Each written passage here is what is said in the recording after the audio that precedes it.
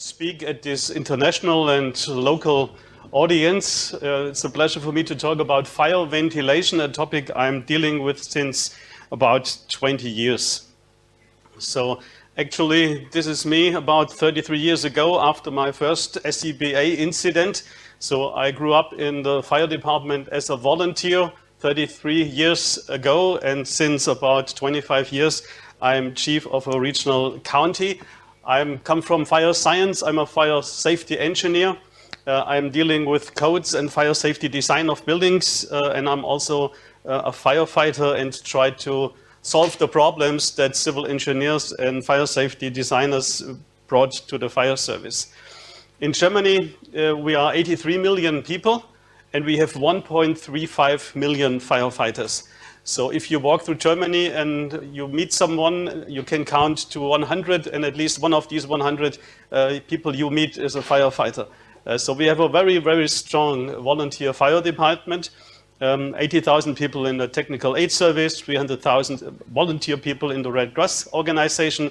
So we are very much engaged in volunteer work for the community. And I think this helps also the career fire department, because the whole fire service in Germany as a union is very, very politically strong.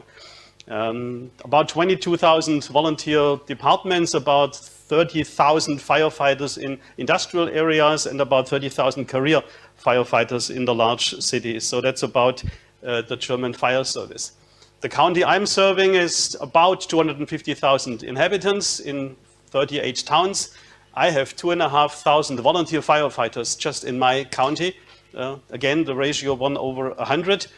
We have 80 fire stations with 200 trucks and 4 industrial fire brigades, just 50 kilometers each east of Stuttgart. I'm talking about fire ventilation because I think it's a very fundamental topic and problem on the fire ground. A lot of people die not because of the actual fire, they die because of smoke. And it's not only the fire death that we should look at, it's also the people that go in fires into staircases, and sometimes in an incident you see people with their stroller just in the smoke, and all these people, they suffer from severe smoke inhalation, and we should address them. So it's also kind of something you heard already in the other things, the other presentations. We are all children of our environment. So firefighting and what we do is strongly influenced by our tradition, our tactics, the stories we were told from people with their experience, and we only make the experience with the tools and the training we received. So if you're in a stress situation, you do what you're trained, so therefore we have to train as we go into fire, as we fight. And every one of us has some experience, but we all have to realize, and therefore I like these international meetings, because you are confronted to experience of others, with other tools, with other experience, and with other tactics. And it's only a possibility to either do things differently in your own country or to learn from the experience of others. It was very interesting yesterday, and I just made this collection of impressions I got from yesterday about what's going on here in Athens. And I think that's the same that John Chubb said. You have to take this information from people here and try to transfer it into your world to see what fits and what doesn't fit to your environment. Like in 872, there was the first invention of a portable ladder, expandable. And if you look how this invention changed and how this invention is now used in different countries, you'll see countries where you have very large trucks, and to make them more maneuverable, you have maybe a second person steering in the back. In Germany, we try to over-design a lot of things, so we have trucks with front and rear steering mechanisms.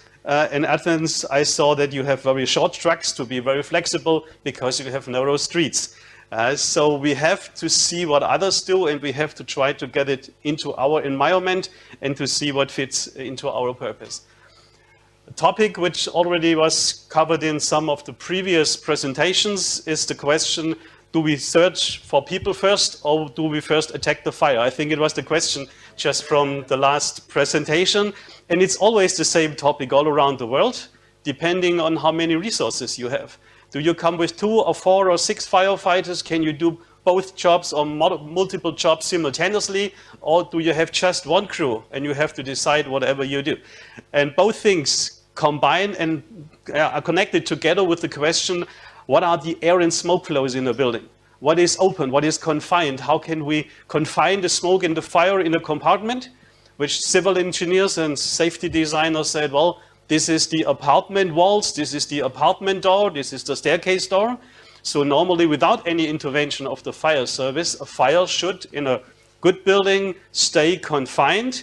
But yes, sometimes there are doors open, and sometimes we, as the fire service, open doors and allow smoke to spread. And we should always stabilize the situation. We shouldn't make it worse.